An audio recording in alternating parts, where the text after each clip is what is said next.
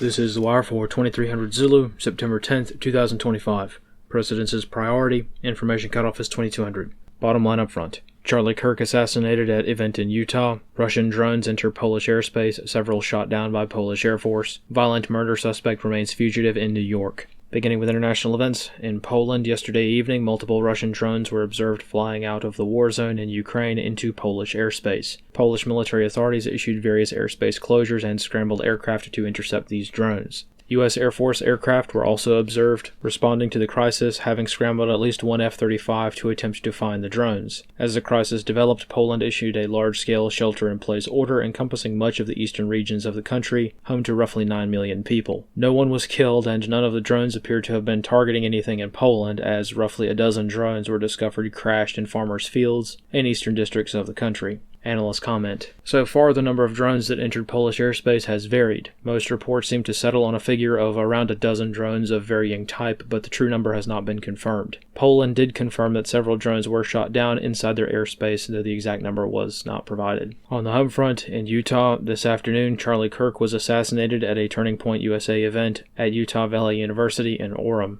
Analysts comment. This is a developing situation at the time of this report, and the situation remains very dynamic, and multiple malign actors may be involved. After the shot, an elderly man who was identified as George Zinn was tackled in the crowd by those who thought he was the shooter. After some time, it became clear that Zinn was not the shooter, but actually an agitator of some sort. While this is speculative, this individual behaved as though he may have been a spotter and/or an intentional distraction from the actual shooter, who may have taken the shot from an elevated position some distance away from the event. Some video evidence from the scene does indicate that an individual was spotted lying prone in a tactical position on the roof of an adjacent building. This afternoon, the FBI stated that they had one suspect in custody, other than the individual identified as George Zinn. More details to follow as information becomes available.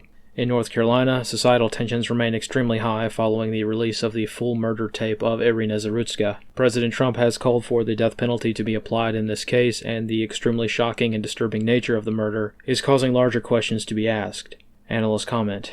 In short, this horrific murder, and now along with that of Charlie Kirk, has moved the goalposts towards an acknowledgement of reality more than anything in recent memory. The defense is also trying to tee up an insanity defense, releasing statements that suggest the killer might have been mentally ill. However, the audio from the murder tape confirms that the murderer had planned and pre-established a story for the murder, stating that the victim had provoked him in some way, which the tape also confirms that she did not do. Considering that the murderer will be tried by a jury of his peers, probably in Charlotte, this is an important distinction to remember. In Washington, D.C., yesterday, the Bureau of Labor Statistics released the annual revisions to the jobs report, which revised the total number of jobs created last year. Out of the roughly 1.7 million jobs allegedly created last year, a little over 911,000 jobs were revised downwards, which is the largest recorded revision on record. Analysts comment. This jobs report means that 51% of all the jobs reported last year never existed. The books were cooked to double the number of actual jobs that existed, which is similar to what happened in 2023, but to a more extreme degree. In New York, a manhunt is underway for a suspect who conducted 2 murders on Monday. An elderly couple was murdered in an exceptionally graphic manner during a home invasion in Queens before their home was set on fire. The suspect has been identified as Jamal McGriff, who remains at large.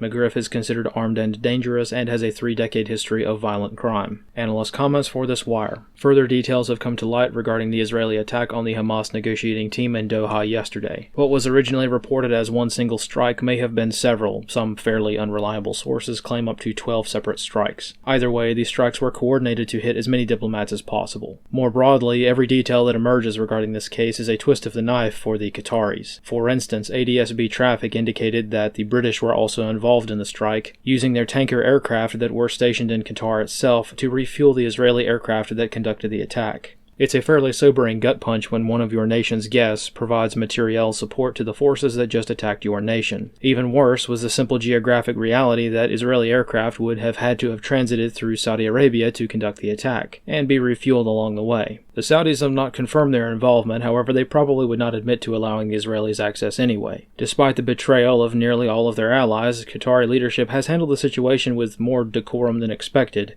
and has made statements that they are still interested in being involved in the peace process, as fruitless as it has become. Administrative comment.